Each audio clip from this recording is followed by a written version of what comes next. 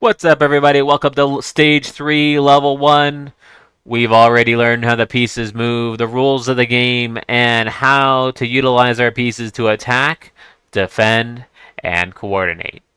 Congratulations for getting it this far. Now we're going to learn how we conduct ourselves in the opening part of the game to give ourselves the best chance of winning the game.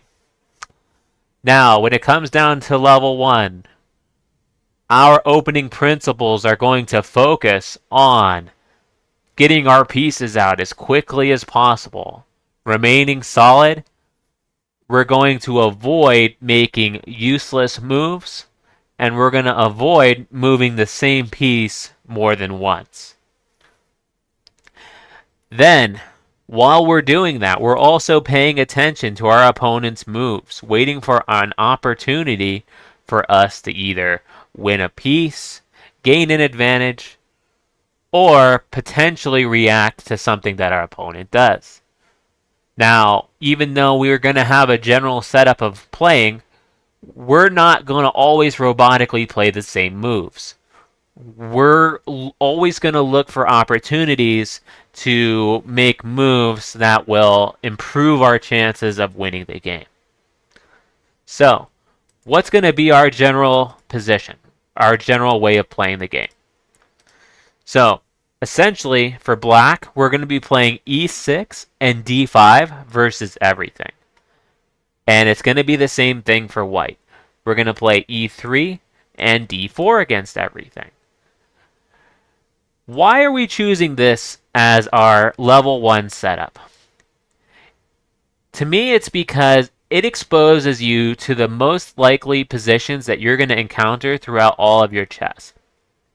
So already in level 1, you're going to have a really good foundation and experience when it comes to these types of positions.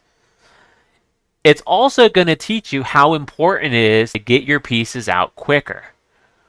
See, when we're choosing this setup, we're choosing to put our bishop behind this structure. And in exchange for that, we're going to be able to get our king side developed much faster. Usually we're going to put our knight here, bishop here, castle, and then start to expand on the queen side. This is our general way of playing. Typically, you want to conduct yourself on the side of the board that your pawns are facing. So here, we're going to usually try to expand, and either we can push this pawn and get our bishop out this way, or we can try to put the bishop out here like this. If we do want the bishop here, a lot of times it's better to have the knight here so that this bishop can be more influential in the position. And this is our general game plan. Now, white can stop this. If they go for e4, this is known, when we play e6, this is known as the French defense. And they have an opportunity here. Now, why do we play the French defense? So here, we're using the support of the e-pawn to play d5. That way, if they take, we can take back with a pawn, maintaining a pawn in the center. We don't want to take back with the queen because we're going to lose a lot of time getting our queen out too early. So getting a pawn in the center is a lot better, and we don't lose any time.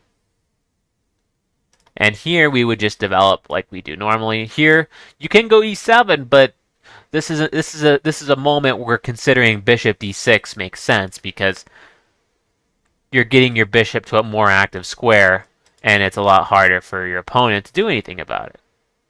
If your opponent ever tries to attack this pawn, we could just play c6 to defend it, and it will be pretty secure.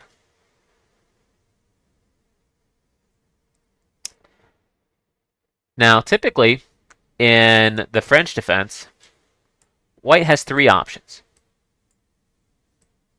They can push, they can take, or they can try to protect the pawn. If they protect, they can either go f3, bishop d3, or they can put the knight on c3 or d2. f3 is the worst, and this is an example of making a useless move in the opening.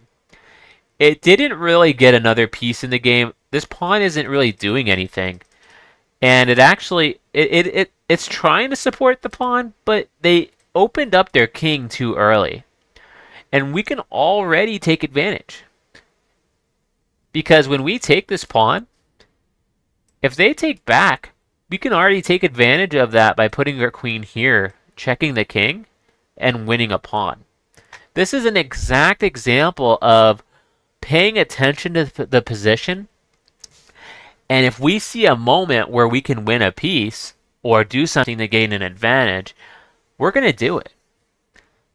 We're not playing robotic chess here, even though we have a general setup of playing.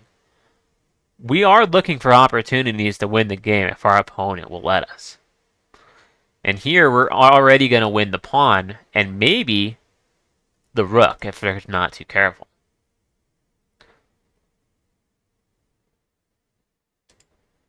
Now, if they go ahead and defend it with the bishop, we're just going to take. And then we play knight f6, oops, bishop e7, castle, and then we figure out how to get these pieces in the game. We could probably just go knight here, c5, and then probably going to take, and then just try to get this bishop in the game somehow. And that's basically what we can do. And this, if they protect with the bishop. The last option is white can try to protect with the knight.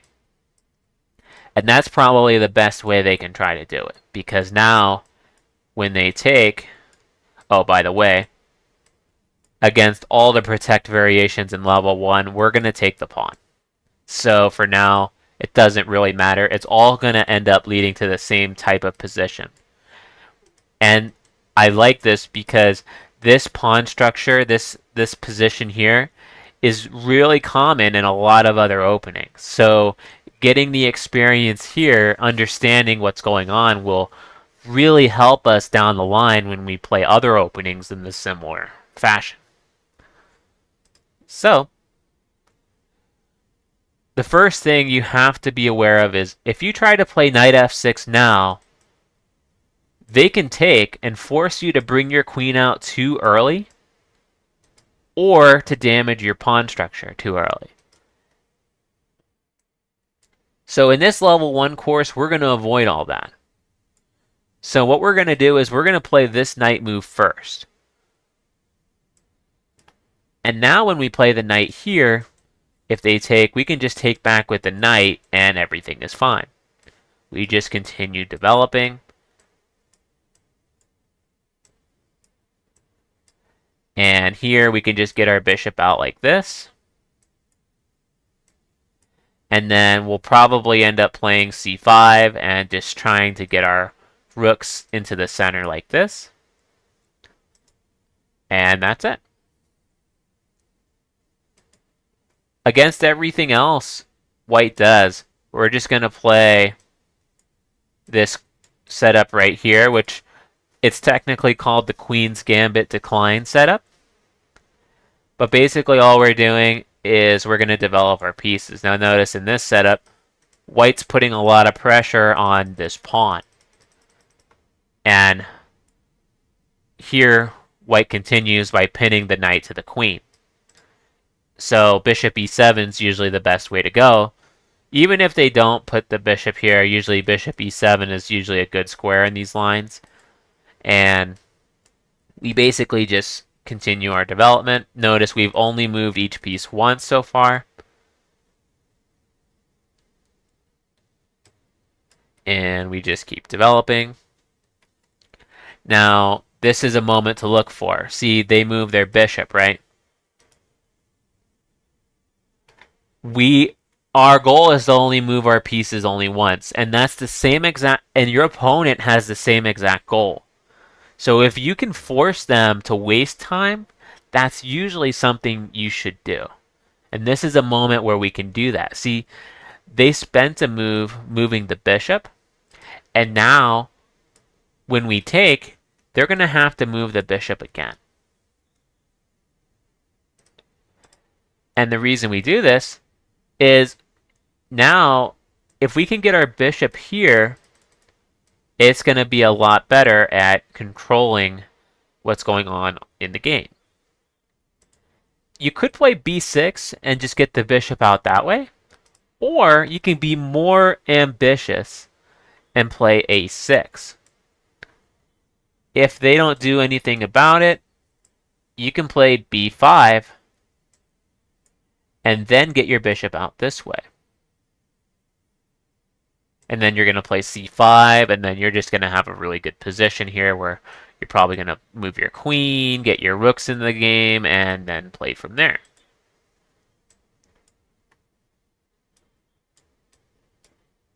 But it's important to pay attention to your opponent's moves, because like in this position, a lot of players will play a move like a3. And if you kick the bishop and get this bishop out, they have the opportunity to play this, which will make it really hard to play c5. So in this example, here you want to make sure you get c5 in first and then get the bishop out, so that way you can get all your pieces into the game smoothly.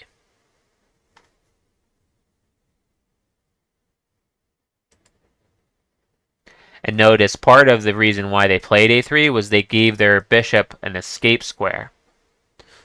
So that's kind of what they did there. And that's basically it for our opening setup. We're going to stay solid, patient, only try to move our pieces once, and then once we're out of the opening, it's the same exact logic. We're going to look for ways to keep improving our pieces as quickly as possible. You know, we're going to start looking for ways to infiltrate their side of the board, maybe put pressure on weak pieces. You know, maybe this pawn can be weak, maybe this pawn can be weak. Maybe we can set up, maybe if we get our queen here some point, we can put a lot of pressure on this diagonal. There's a lot of different things we can go for. And when we put these all in the test coming up in the next stage, the final stage, we're going to go ahead and I'll be talking you through my ideas as I play, and I'll also be learning things as well. See, I'm not a grandmaster yet. I'm still just a brandmaster. So, while I'm teaching you, I'm also going to be learning some things as well. So it's a win-win across the board. So, that wraps up stage 3. We know how we're going to be playing generally in the opening. We know how the pieces move now. We got a good grasp of that. We still need to practice that. We still need to do puzzles and lessons. Maybe watch these videos a few times to get a few repetitions in your mind of what we need to do. Then we move on to the final stage of this level where we actually put all our skills to the test. We grind out the levels. We grind out our opponents to get our experience up enough to where we can move up to level 2. Do we have what it takes? I believe we do.